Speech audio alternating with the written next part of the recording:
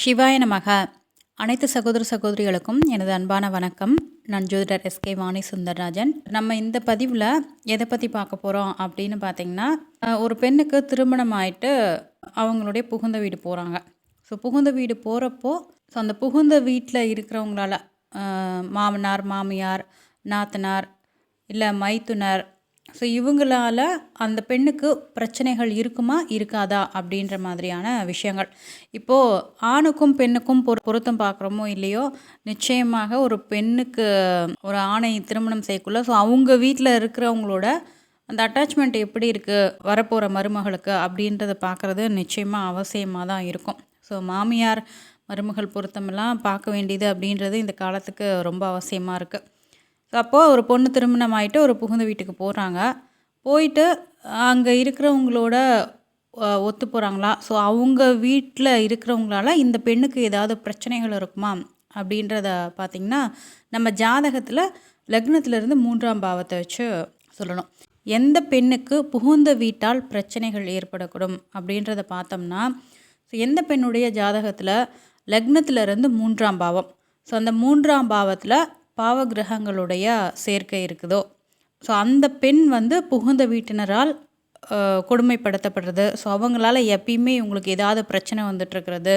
அதாவது கணவன் அமைதியாக இருந்தால் கூட அவங்களுடைய அம்மா பேச்சை கேட்டுட்டோ, இல்லை அவங்களுடைய அக்கா தங்கை தம்பி பேச்சை கேட்டுட்டு, அண்ணன் பேச்சை கேட்டுட்டு மனைவியை திட்டுறது. ஸோ மனைவி பேச்சை கேட்காது. இல்லை கணவன் இல்லாத நேரத்தில் இந்த பெண்ணுக்கு, அதாவது இந்த மருமகளுக்கு ஸோ மாமனார் மாமியாரால், நாத்தனாரால் ஏதாவது பிரச்சனைகள் ஏற்பட்டு கொண்டே இருக்கிறது. ஸோ இந்த மாதிரியான ஒரு விஷயங்கள் நடக்கும். இப்போ 3ஆம் இடத்துல சுப கிரகங்கள்லாம் இருக்கக்குள்ள, இப்போ குரு, சுக்கிரன் இல்லை கிரகமே இல்லை அப்படின்னா, ஸோ அந்த பெண்ணுக்கு அதிகப்படியான அந்த கொடுமைகள் இருக்காது. உதாரணத்துக்கு இப்போ 3ஆம் பாவத்தில் செவ்வாய் இருக்கிறாரு அப்படின்னு வச்சுக்கோங்களேன். ஸோ இந்த பெண் புகுந்த வீட்டினரால் ஒரு அடிமையாக்கப்படுறது. ஸோ எப்பயுமே பார்த்திங்கன்னா, அவங்க எது செஞ்சாலுமே ஒரு ஆர்டர் போடுற துணியில் போடுறது, தனக்கு கீழே தான் இந்த பெண் இருக்கணும் அப்படின்ற மாதிரியான விஷயங்கள் எல்லாமே அவங்களுக்கு இருக்கும். ஸோ டைரெக்டாக அந்த பெண் மேலே அவங்க திணிப்பாங்க. இதே சனி ராகு இருக்கிறப்போ ஸோ மறைமுகமாக அவங்களோட குடும்பம் அப்படின்றது இருக்கும். சூரியன் செவ்வாயெல்லாம் இருந்துட்டால் டேரெக்டாக எல்லோரும் முன்னாடி இப்படி தான்ற மாதிரி பண்ணிடுவாங்க. இப்போ சனி ராகுலாம் பார்த்திங்கன்னா, சனியெல்லாம் மனசில் வச்சுக்கிட்டு ஒரு பழிவாங்கக்கூடிய தன்மை இருக்கும் சனி எல்லாம் இருக்கக்குள்ள.